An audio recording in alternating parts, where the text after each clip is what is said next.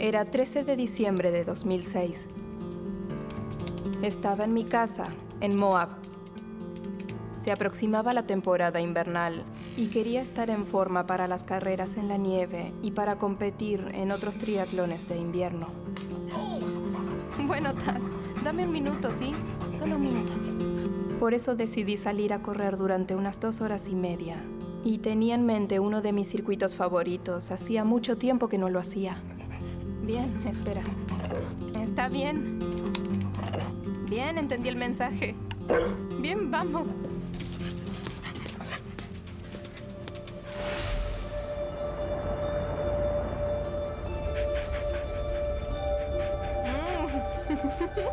Danelle, una de las principales atletas de deportes extremos, es conocida por sus asombrosas proezas de resistencia en las carreras de aventura. Al ser soltera y vivir sola, su única compañía es su perro Taz. Obtuve a Taz en un refugio de animales. Recuerdo que cuando fui había varios cachorros allí. Pero este resaltaba entre los demás. Hola. Porque era enérgico, le agradaba correr, era muy vital y me agradó su actitud. Eso me convenció de verdad y me conectó mucho con él. Mira este. Hola, mira. Qué hermoso Recuerdo que eres. otra mujer se le acercó y lo acariciaba. Al verlo pensé, es mi perro. Aún no era mi perro, pero ya sabía que era el indicado. Entonces me quedé mirándolos. Oh, eres tan Y cuando la bonito. mujer lo dejó en el suelo, lo tomé y dije que me lo llevaba. Algo me había llevado hasta él. Sabía que era justo para mí. Debes ayudarme.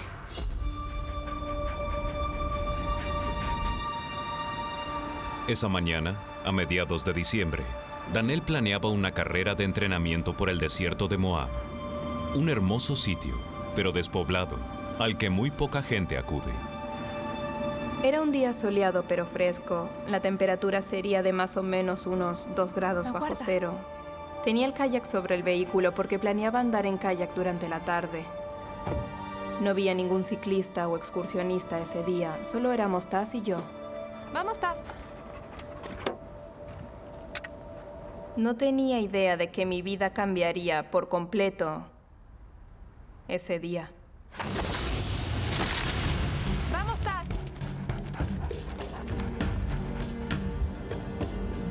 A pesar de su belleza, el desierto que rodea Moab puede ser hostil y peligroso.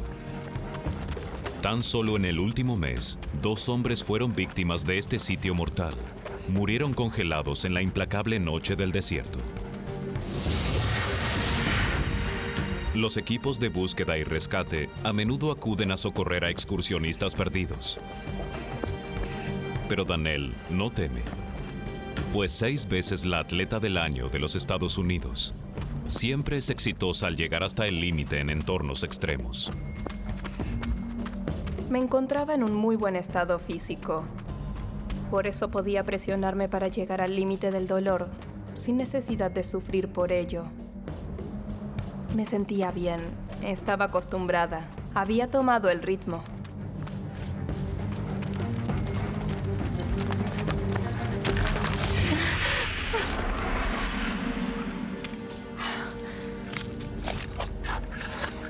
Tendré más cuidado. El circuito de entrenamiento de Danelle no estaba marcado en ningún mapa. Con cada paso, se adentraba cada vez más en territorio desconocido. De repente, cuando me di cuenta, Taz iba adelante y uno de mis pies resbaló hacia abajo.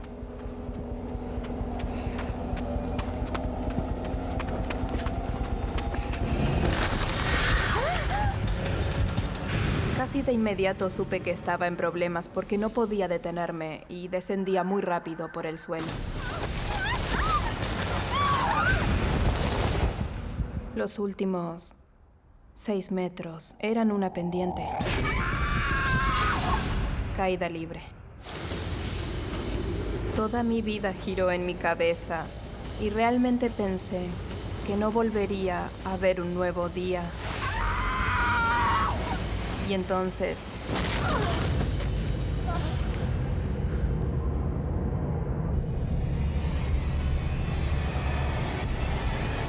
Dios mío, estoy viva.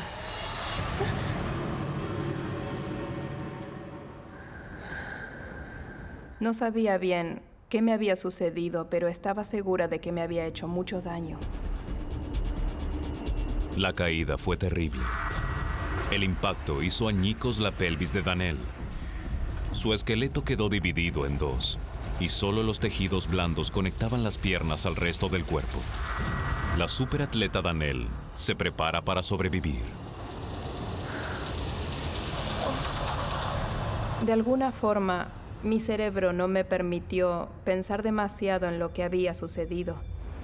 A pesar de las terribles heridas, el entrenamiento en resistencia de Danielle persiste y ella está decidida a seguir adelante. Lo primero que hice fue colocar la mano derecha en la pierna derecha y la mano izquierda en la pierna izquierda. Y vi que podía sentir las piernas, no estaba paralizada. La reacción siguiente fue: debo salir de este cañón, debo llegar hasta el vehículo y regresar a casa e ir a un hospital.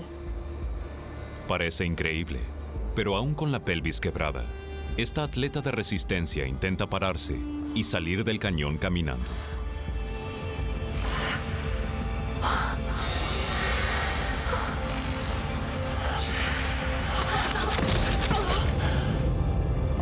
Pero al tener su pelvis quebrada, las piernas de Danielle no resisten su peso.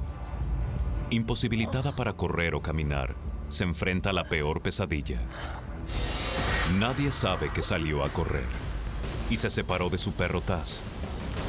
Yace sola en una cornisa en un desierto de 2.500 kilómetros cuadrados. Mientras trotaba para entrenarse en un remoto cañón de Utah, la campeona mundial en carreras de aventura, Danielle Balengie, resbaló, cayó en picada a 18 metros y se fracturó la pelvis en 1000 pedazos.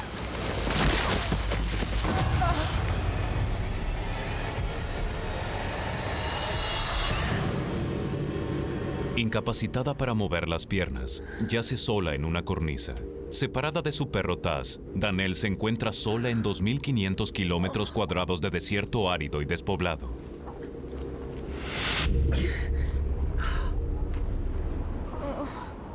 Sabía que debía salir del cañón. La temperatura era baja y estábamos a mitad del invierno. Pero no podía pararme, no podía caminar. Entonces comencé a arrastrarme. Con la pelvis quebrada, Danielle está gravemente herida. La mayoría de la gente estaría agonizando, pero Danielle está en forma y el incremento de adrenalina enmascara el dolor.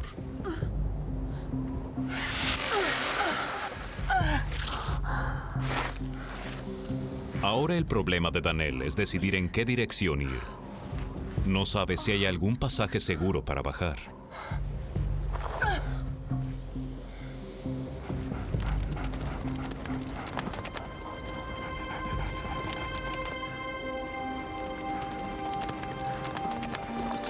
Taz acude al rescate de Danielle. Taz, ahí estás. Ven aquí.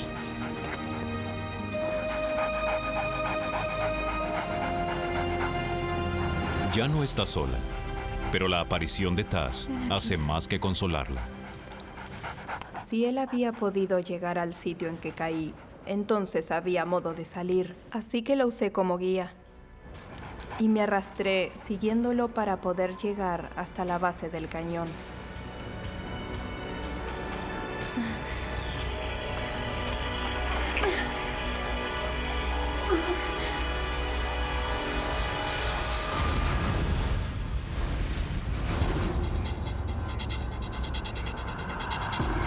Con gran determinación, Danielle sigue a Taz hasta la base del cañón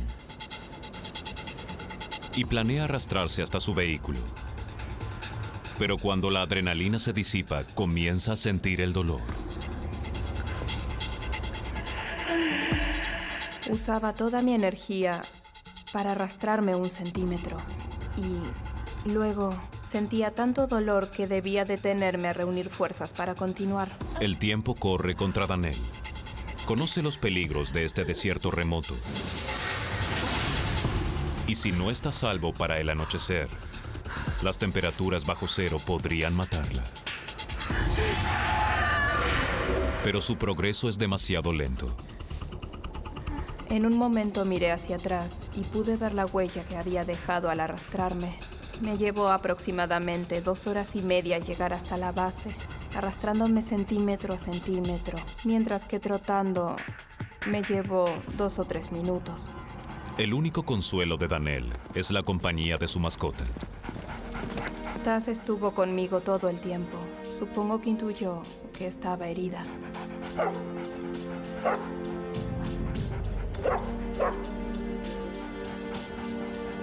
Imagino que se preguntaba por qué iba tan lento. A medida que el sol invernal se pone, la temperatura desciende a bajo cero. La luz del día comienza a extinguirse y con ella las posibilidades de salir del cañón antes de que anocheciera.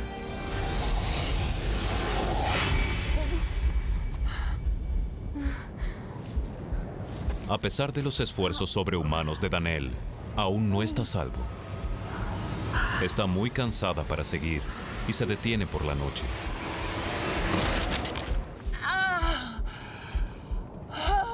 Pero sabe que el desierto suele cobrar víctimas en la oscuridad.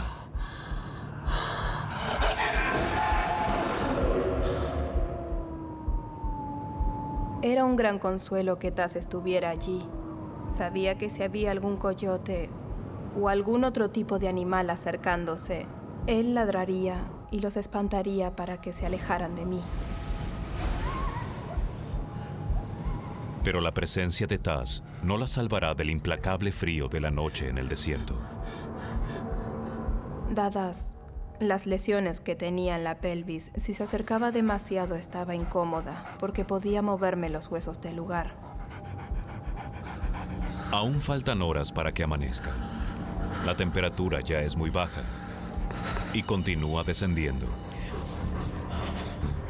Hacía mucho frío. Era como estar en un congelador. Tenía los pies congelados. Tenían escarcha. La exposición al frío intenso hace que el cuerpo de Daniel deje de bombear sangre a sus extremidades para proteger los órganos vitales. La escarcha en los dedos de manos y pies es la primera etapa de un principio de hipotermia. Sé que cuando el cuerpo se enfría demasiado, el cerebro deja de funcionar y ese es un síntoma de hipotermia.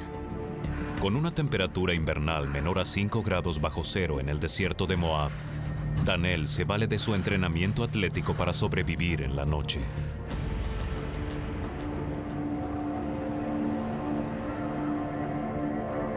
A pesar de tener la pelvis fracturada, Daniel comienza a hacer abdominales para mantener el calor. Intentaba elevar solo la cabeza y los hombros. No podía hacer abdominales completos porque no tenía movilidad en la parte central. Debe hacer un esfuerzo sobrehumano que casi la supera.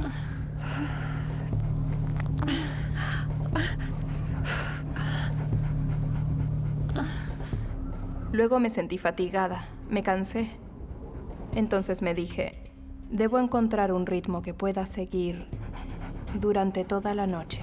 Daniel se exige hacer un abdominal corto cada 5 segundos, sin detenerse en las siguientes 6 horas. Es un desafío extraordinario, pero es el único modo de permanecer con vida. Sabía que si me dormía moriría de hipotermia. Y si dejaba de hacer ejercicio, también moriría de hipotermia. En una increíble proeza de resistencia física y fuerza mental, Daniel intenta sobrevivir en las temperaturas bajo cero.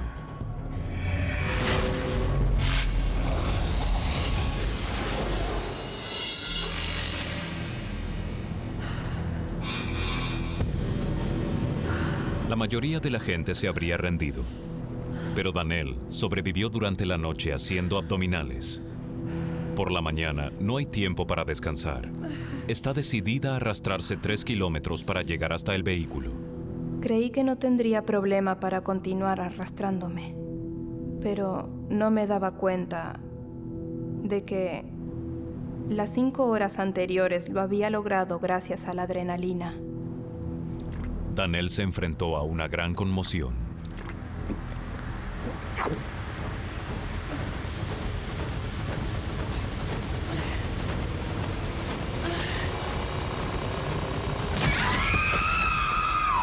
La adrenalina que la protegía desapareció. Si quiere sobrevivir, tendrá que enfrentar la difícil experiencia sin defensa alguna contra el dolor que invade su cuerpo.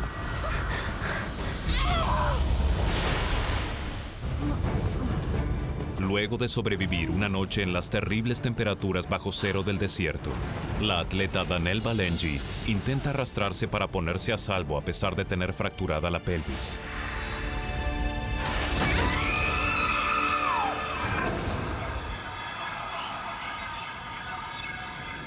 Cuando intenté moverme, un terrible dolor me atravesaba todo el cuerpo.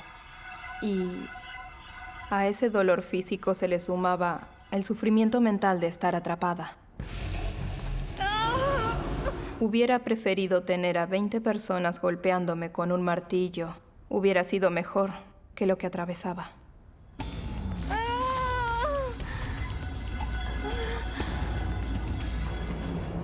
Al estar gravemente herida y expuesta a temperaturas bajo cero, el entrenamiento en resistencia de Danielle la ayudó a mantenerse con vida durante más de 2 días. Pero el sufrimiento físico la desgasta mentalmente. Estaba a punto de morir. Había perdido la esperanza de que me encontraran. Luego de 51 horas, su gran voluntad está quebrándose. A pesar de incrementar así el riesgo de hipotermia, ya no puede esperar para orinar. Con las bajas temperaturas de la noche, Danielle sabe que sin un milagro amanecerá muerta por congelamiento. Esta gran atleta finalmente se rindió. Entonces comencé a pensar en mi vida, en todo lo que había hecho.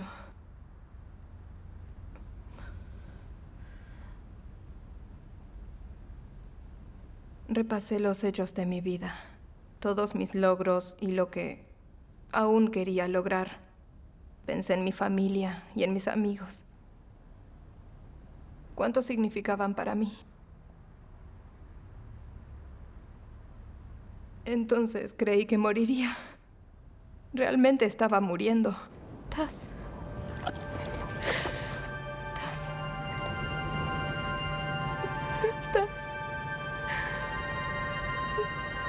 Debes ayudarme. Taz estaba conmigo, era todo lo que tenía. Entonces, lo miré y le dije, estoy herida, debes ayudarme. ¿Puedes ir por ayuda? Taz, debes ayudarme. Ve por ayuda. Taz, busca ayuda para mí. Por favor, ve. Es mi última oportunidad, Taz.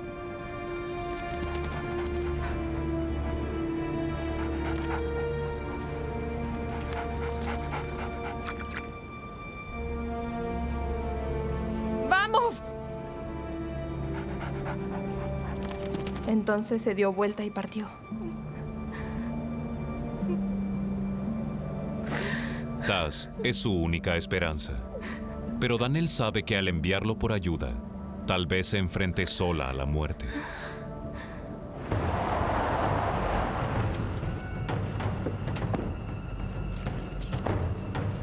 El jefe de operaciones de rescate de Moab, John Marshall, sabe que hay poco tiempo. Por eso es el primero en llegar a la zona de búsqueda. Este sitio en el sudeste de Utah no tiene favoritos. Es un paisaje hermoso y muy inspirador, pero también es mortal.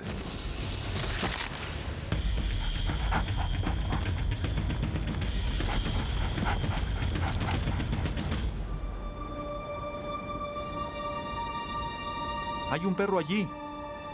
¿Lo ves? Sí, lo veo.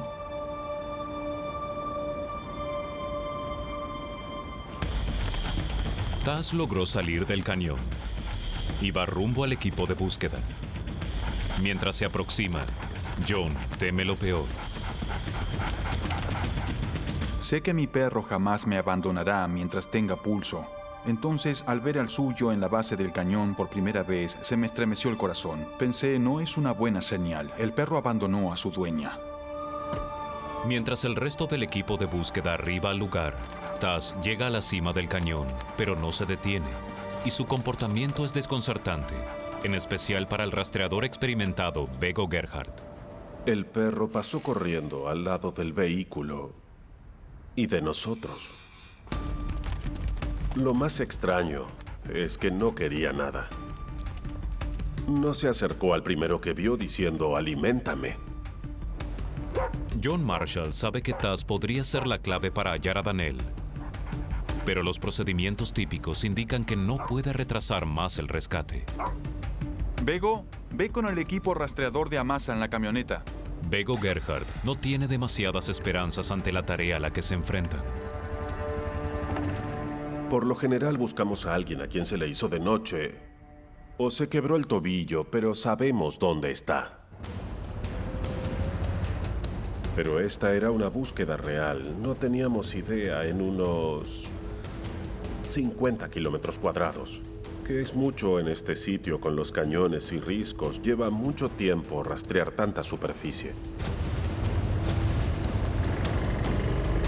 Es tiempo del que no disponen. La tarde se acerca a su fin y la temperatura comienza a descender. Pero Bego Gerhardt no puede apresurarse por miedo a perder alguna pista que lo lleve hasta Daniel.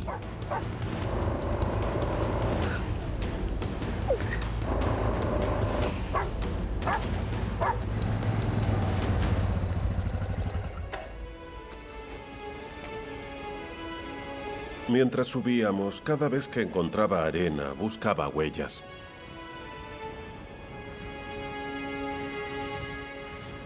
Pronto encontré unas que podrían ser de hacía 2 días.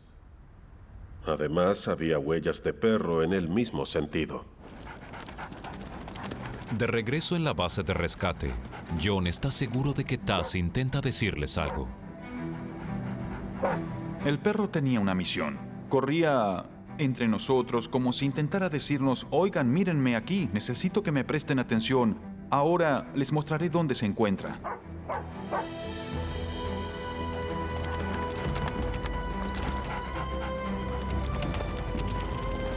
¿A dónde va?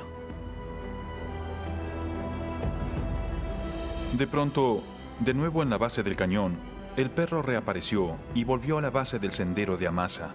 Entonces, me comuniqué por radio con los vehículos que subían por el sendero. 1T812 a 1T836. Oye, Bego, parece que el perro va hacia ustedes. Denle paso. Veamos hacia dónde va. De pronto miré sobre mi hombro y apareció Taz, corriendo hacia la colina. Pensé, bien, creo que seguiré al perro por unos 5 minutos. Bien, amigo, veamos a dónde vas. El tiempo se acaba, la noche se acerca y hay una nueva amenaza para la búsqueda. El pronóstico indica fuertes nevadas que Daniel no podría resistir. Seguir a Taz tal vez sea la única oportunidad de hallar a Daniel con vida.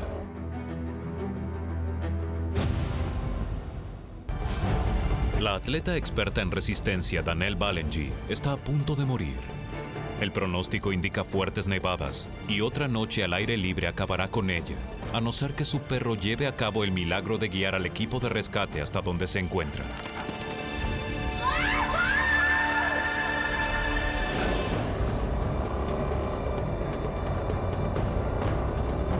El rastreador de montaña, Bego Gerhardt, sabe que el perro de Daniel podría ser su única esperanza para sobrevivir. Suelo prestar atención a los perros porque en verdad son perceptivos. Por eso, cuando corrió sobre la ladera, sentí el impulso de seguirlo al menos durante unos minutos. Mientras Taz guía a Bego hacia el interior del cañón, el camino se vuelve más hostil. Bego debe reducir la velocidad y corre el riesgo de perder su rastro. Daniel no tiene modo de saber que Taz encontró ayuda. Se resignó a morir en ese sitio. Pero cuando Taz regresa, Daniel presiente un cambio en su comportamiento. De repente Taz regresó a mi lado y fue directamente a beber del charco del que yo bebía. Recuerdo que pensé, es el agua que me queda, todo lo que tengo. ¿No tienes otro charco cerca, Taz? Pero ni siquiera tenía fuerzas para decírselo. Entonces solo lo acaricié unos minutos y lo dejé beber de ese charco. Pero su conducta había cambiado, parecía tener más energía. Me lamió el rostro y hasta lo vi mover la cola y me entristeció mucho verlo. Por última vez veía a mi perro feliz, pero yo no estaría con él. Entonces escuché otro sonido. ¡Ayuda!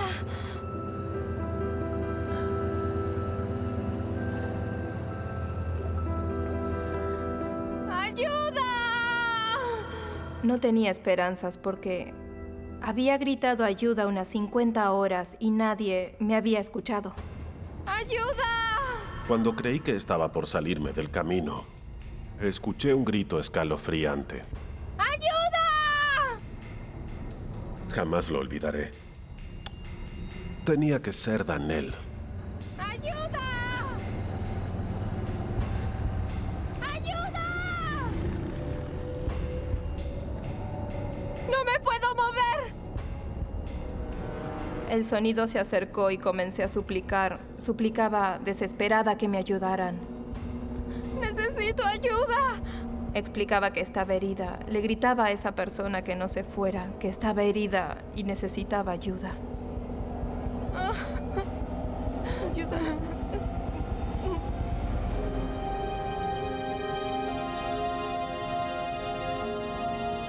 Fue el mejor momento de mi vida, porque entonces supe que tendría otra oportunidad.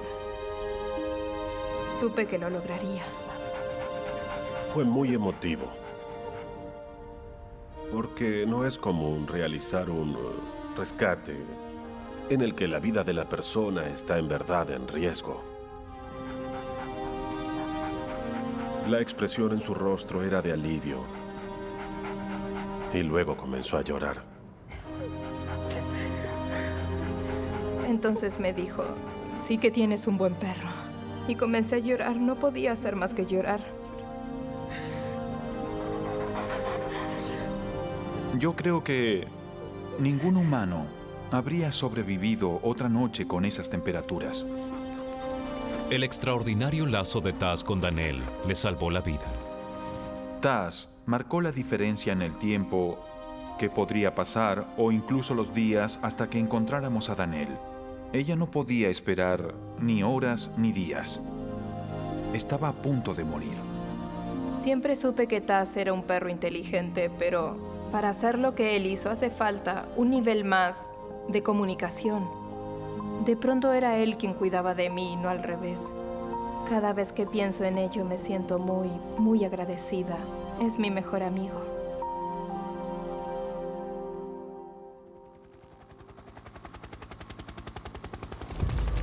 Trasladan a Daniel en helicóptero hasta el hospital y la operan de emergencia para reparar los 7 vasos rotos que bombearon 1,5 litros de sangre a su cavidad pélvica. Le salvaron la vida, pero puede que su cuerpo no vuelva a ser el de antes. Los doctores temen que tal vez no vuelva a caminar. A pesar de todas las dificultades, la extraordinaria determinación que la mantuvo viva en el cañón la hizo volver a caminar. Luego de 6 horas en el quirófano y meses de rehabilitación, Daniel ha vuelto a correr y Taz tiene un nuevo compañero de juego.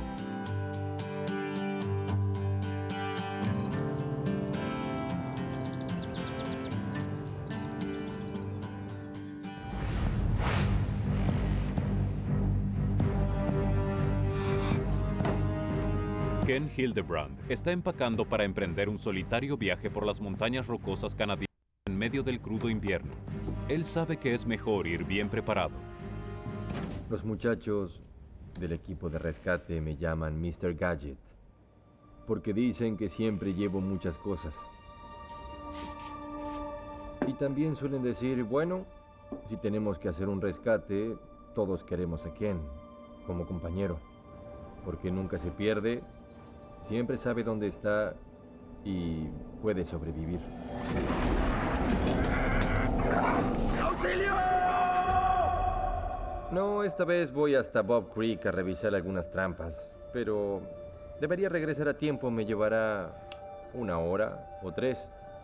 El experto en supervivencia normalmente recorre las montañas solo y no hace planes concretos acerca de su regreso ni con su familia ni con sus amigos. Bien, escucha, si no aparezco hoy, lo haremos otro día, ¿de acuerdo?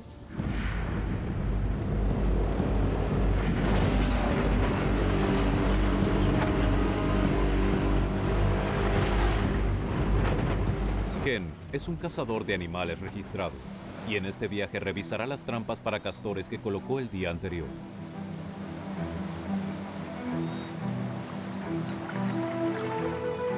Cazamos para mantener una buena y saludable población de animales. Los castores son roedores. La meta es tratar de evitar la superpoblación de castores. Ken ama la vida al aire libre y nada lo detiene cuando se trata de disfrutar de la belleza de esta región, ni siquiera su pierna discapacitada. Tuve polio, me hicieron más de 20 operaciones cuando era niño. Se suponía que nunca volvería a caminar. Un día me quité los aparatos ortopédicos y dije, caminaré.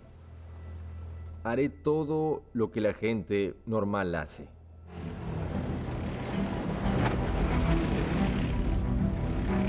Movilizarse por esta desolada región es un verdadero desafío. Ken lo hace a bordo de su confiable corcel, su cuatriciclo. El terreno es muy escarpado. Es una zona de muchas montañas. Las colinas son muy empinadas. Hay muchos lugares en mi línea de trampas que incluso personas muy bien entrenadas no pueden atravesar. Hoy, el viaje es aún más peligroso. El cuatriciclo de Ken está transportando mucho peso extra. Mi cuatriciclo sin combustible pesa alrededor de 270 kilos. Los castores pesan entre 15 y 20 kilos cada uno, más de los 12 litros de gasolina. Sí, suma 450 kilos. Una camioneta pequeña probablemente tiene ese peso. La temperatura cae por debajo de 0 grados. El viento sopla con fuerza. Por lo tanto, Ken da por terminado el día. El viento soplaba al menos a 80 kilómetros por hora. Me pegaba de frente en el rostro mientras intentaba conducir. Levantaba pequeñas rocas del camino. De repente sentí un dolor muy agudo en el ojo. Parpadeé y sentí que tenía algo así como pasto en el ojo. Al segundo que solté el manillar, logré quitar un manojo de pasto de mi ojo.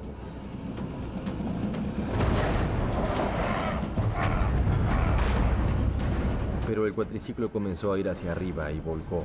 Mientras rodaba hacia abajo, pude sentir que el cuatriciclo me seguía. En ese momento no había nada que pudiera hacer.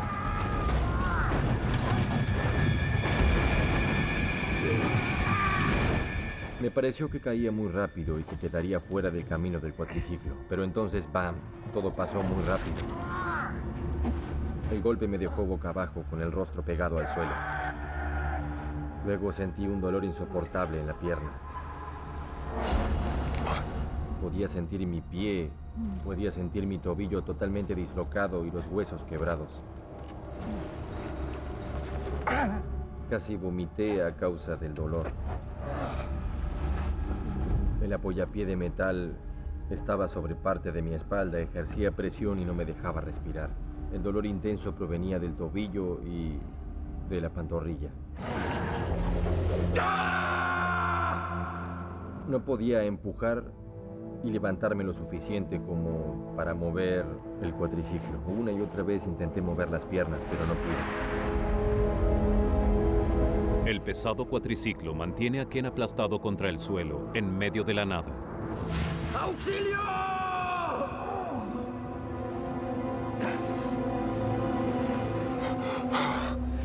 Como paramédico de la unidad local de rescate, el primer instinto de Ken es tratar de calcular la severidad de sus lesiones.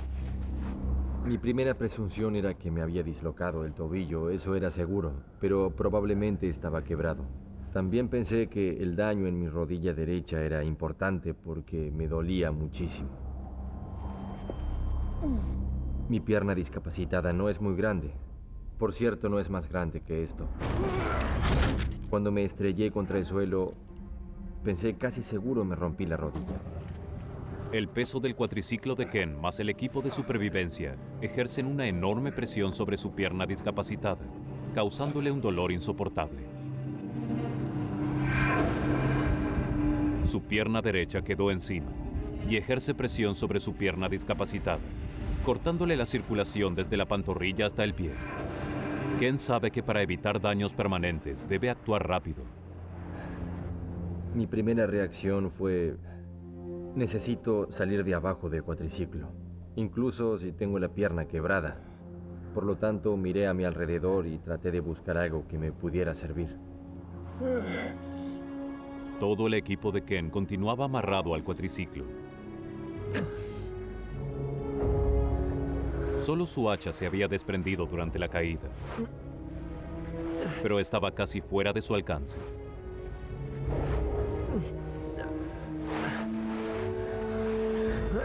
Entonces, el instinto de supervivencia de Ken aparece. Siempre llevo un encendedor colgado al cuello y una brújula amarrada a un cordel.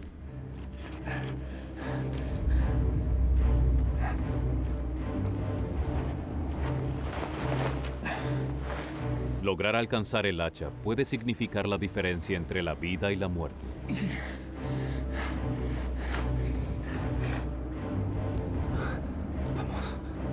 Vamos.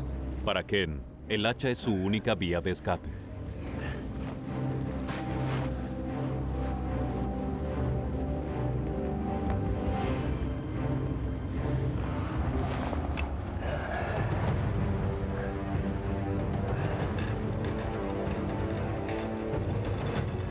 Hice varios intentos hasta que finalmente logré amarrar el mango del hacha.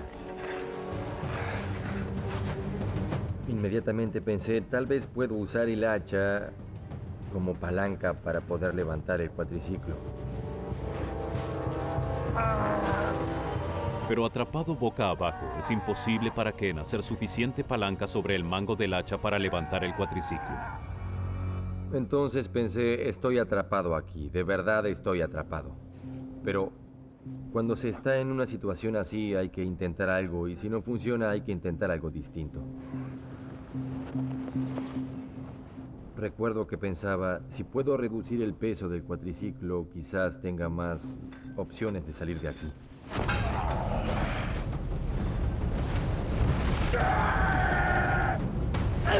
Pero cada golpe le provocaba un dolor agonizante al lastimado cuerpo de Ken, mientras intentaba quitar el pesado equipaje del cuatriciclo.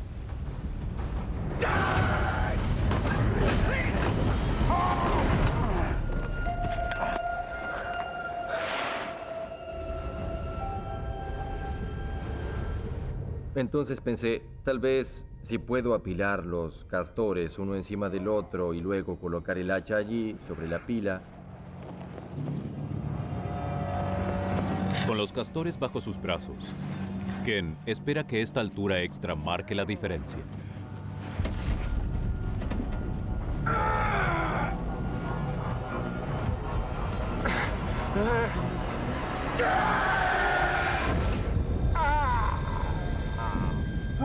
Parecía estar funcionando. El cuatriciclo se movió algunos centímetros. Me sentía tan bien. Aún me dolía muchísimo y sentía que los huesos estaban rotos, pero al menos la presión firme y constante había disminuido. Alimentado por la adrenalina, Ken decide que es hora de hacer un mayor esfuerzo para liberarse de su trampa.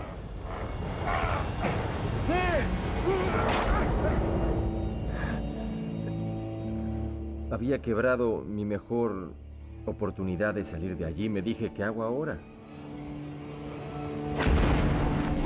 ¡Auxilio!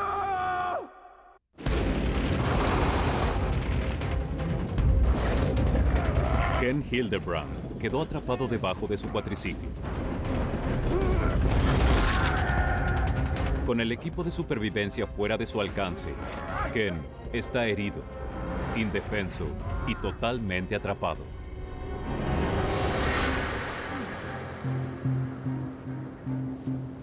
Intenté todas las vías posibles. Pensé si pudiera hacer esto o si pudiera hacer aquello. Después de 5 horas había agotado todas mis posibilidades.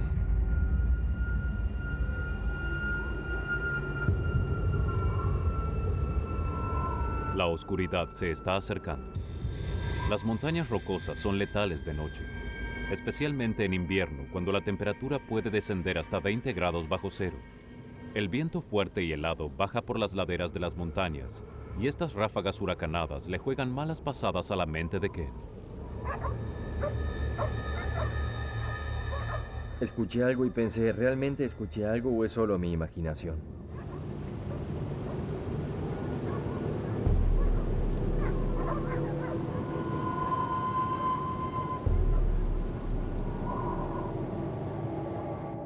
Por cierto, había escuchado algo. Increíblemente, Ken se había accidentado con su cuatriciclo a solo 800 metros de la casa de un granjero. Si alguien podía escuchar sus gritos de auxilio, su suplicio acabaría pronto. Cuando escuché el ladrido de los perros, tuve una chispa de esperanza. Tal vez no tenga que pasar la noche aquí después de todo. ¡Auxilio! Ken está preparado para cualquier eventualidad. Incluso lleva un silbato en el cuello. Lo utiliza para llamar la atención. Los perros, al tener un sentido del oído superior al de los humanos, podrían oírme. ¡Auxilio! Pero sus pedidos de auxilio son ahogados por el sonido del viento, y el oído humano no puede escucharlos. ¡Aquí estoy! Escuché que salió y volvió a entrar a la casa varias veces. ¡Ay! ¡Aquí! La ayuda estaba cerca, pero al mismo tiempo muy lejos. Es otro golpe devastador para Ken. Para empeorar aún más la situación, todo el equipo y las provisiones que Ken había traído y que podrían mantenerlo con vida están amarradas al cuatriciclo y completamente fuera de su alcance. Con lo que tenía en el cuatriciclo podría haber sobrevivido un mes sin problemas. Tenía agua, tenía café caliente, mis equipos de primeros auxilios, por supuesto, y una bolsa de dormir que soporta hasta 40 grados bajo cero. Sin su equipo de supervivencia, Ken se enfrenta a una experiencia que pondrá a prueba sus habilidades.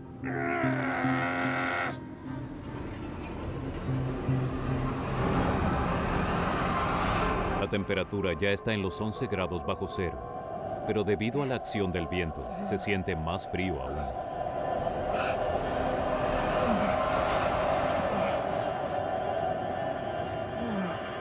Ken podría morir de hipotermia si no piensa en algo rápido. Sabía que el viento y el frío podían matarme fácilmente. En cuestión de media hora o tal vez menos, si me quedaba dormido.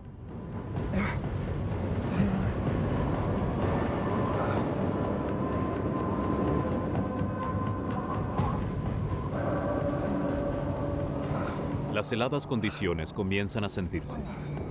Ken sabe que sus violentos temblores podían ser la primera señal de que la hipotermia había comenzado y que de ahora en más todo podía ser peor. Cuando se deja de temblar, se está frente a una severa hipotermia y las consecuencias pueden ser irreversibles. La gente que sufre hipotermia siente la euforia de entrar en calor. Dejan de temblar, se quedan dormidos y entonces mueren. Durante mis 15 años como rescatista había visto probablemente 3 o 4 personas en mi situación y ninguno había sobrevivido. Por lo tanto, me obligué a permanecer despierto. Incluso cuando llegué al punto en que no podía temblar adecuadamente, me forzaba deliberadamente a mí mismo a moverme para simular el temblor. Sabía que de alguna manera debía evitar la pérdida del calor corporal. Si Ken le quitaba la piel a uno de los castores muertos, tal vez podría deslizarla debajo de su cuerpo para que actuase como aislante. Pero había un peligro. El olor podría atraer a los predadores, y con su hacha rota se encontraba indefenso para luchar contra ellos. Sabía que las posibilidades de que un puma o cualquier predador apareciera aumentaba con cada hora que permanecía allí.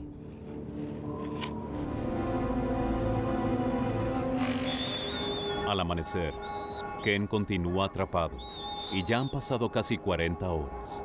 Las posibilidades de rescate parecen estar muy cerca, pero al mismo tiempo muy lejos. Cada vez que escuchaba el ladrido de los perros y cada vez que escuchaba que el granjero abría la puerta hacía sonar mi silbato.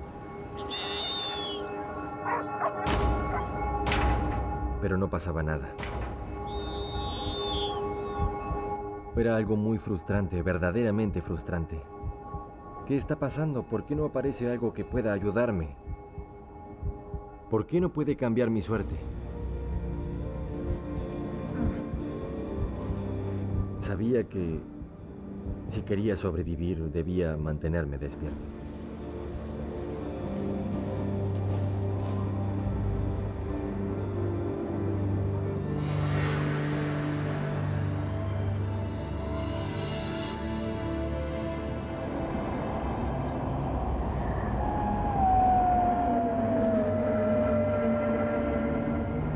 Antes que anocheciera, los coyotes volvieron, esta vez eran más.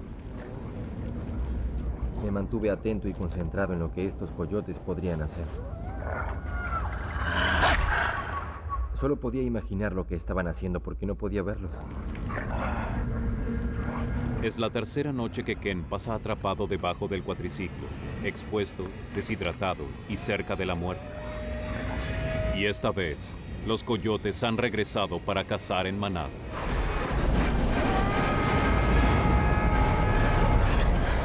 Mis posibilidades eran muy pocas.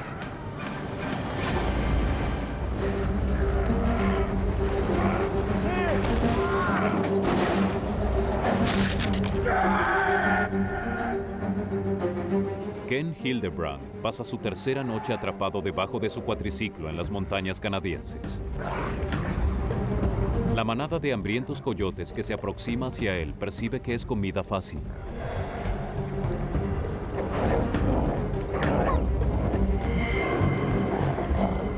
Ellos son muy versátiles en sus tácticas de ataque. Intentarán atacar sin duda mi rostro y mi cuello porque eran las zonas más expuestas. Si te mueves hacia un lado, ellos intentarán tomarte por detrás. Esta manada ya probó el sabor de la carne fresca y están ansiosos por más. Si no podía ahuyentarlos con el silbato y los gritos, mis posibilidades eran muy pocas, muy pocas.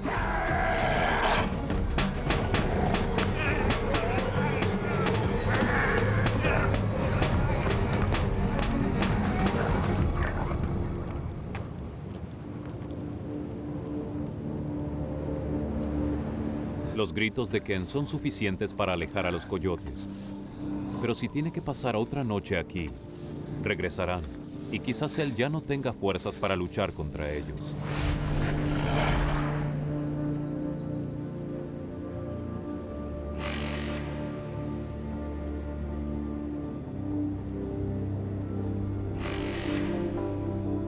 Dios Todopoderoso. Durante los 4 días nunca me dormí. Conscientemente me aseguré de mantenerme despierto porque sabía, por experiencia, que el viento y el frío podían matarme. Mi cuerpo me estaba diciendo que iba cuesta abajo. Mi alerta mental no estaba allí y mi coordinación no era tan buena como solía ser. Yo sabía que todo esto me estaba diciendo que mi cuerpo se debilitaba más y más, estaba seguro.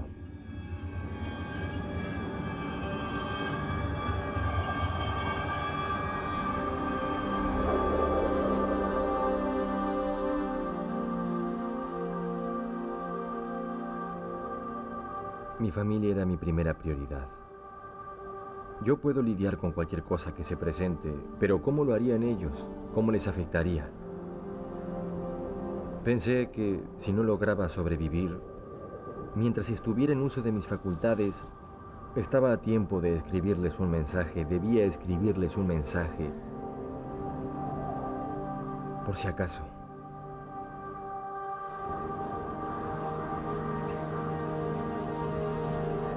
Bueno, les dije que lo sentía mucho.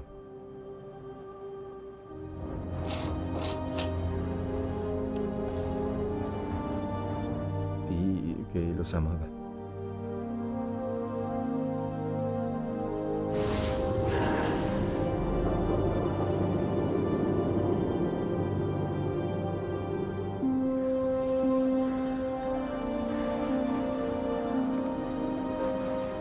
Me quité los anteojos y los dejé a un lado. Y pensé, quizás es hora de descansar un poco ahora. Finalmente, al rato, cerré los ojos. Al cuarto día de luchar contra el dolor y el miedo, y después de forzarse a sí mismo a mantenerse despierto para eludir a los peligrosos coyotes y evitar la hipotermia, Ken finalmente se duerme.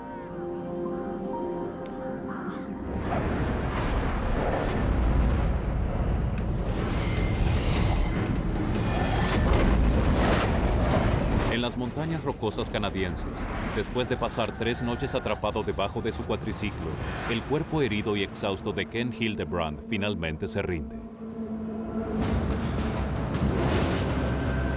Esa mañana era un bonito día para caminar y decidí llevar a mi perro a un área en particular y visitar a mis amigos. Mirando las hermosas colinas y las montañas que se veían a lo lejos, cambié de opinión y fui hacia otra área. Encontré un lugar en el que nunca había estado antes. ¿Por qué cambié de opinión? No tengo idea. Oscar, vamos. Experto en búsqueda y rescate, Roy Davidson parece ser guiado por el destino hacia un determinado lugar en las montañas. No tenía intención de ir hacia esa zona en particular. Cambié de planes 5 veces hasta llegar a ese lugar. Cuando llegué al pie del valle, cambié mis planes otra vez. Oscar, vamos, andando.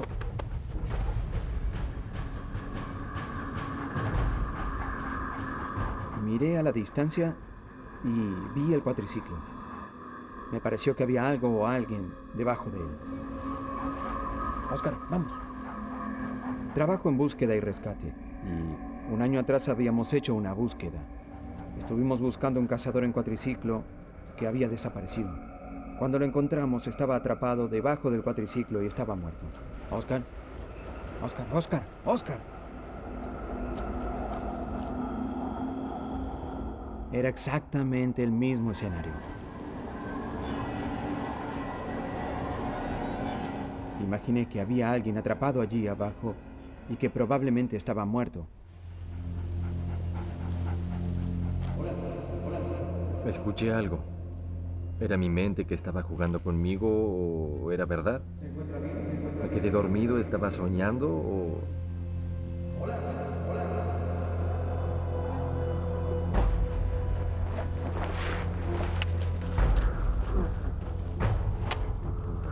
Pensé que estaba viendo cosas, pensé que estaba alucinando. Me dije, Dios mío, esto se está poniendo mal.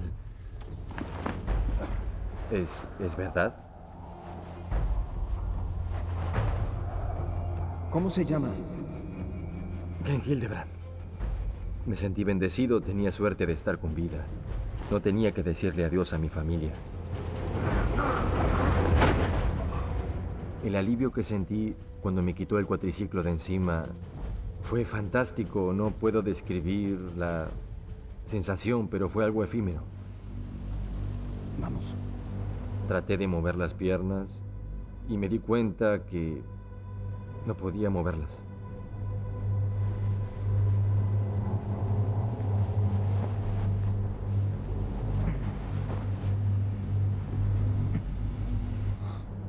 Pensaba que sus piernas, o al menos una de ellas, estaba quebrada. ¿Qué estaba haciendo aquí?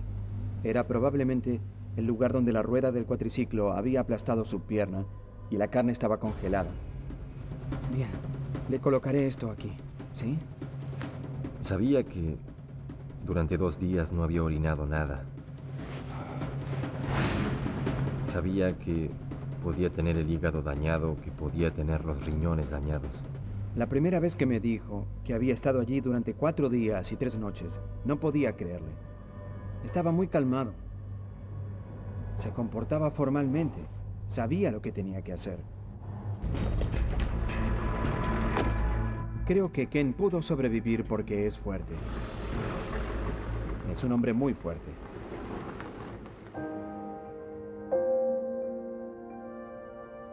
Los cirujanos lucharon para salvar la pierna derecha de Ken, pero finalmente debieron amputarla, dejándolo con una prótesis ortopédica y su pierna discapacitada por la polio. Pero con la misma determinación que tenía cuando era niño, Ken está caminando otra vez. No tenía duda. En mi mente sabía que caminaría otra vez. Volvería a caminar. No se trata solo de la persona que sobrevive, es toda la familia que tiene que lidiar con los problemas que se presentan. Pero si se aman unos a otros, se puede lograr.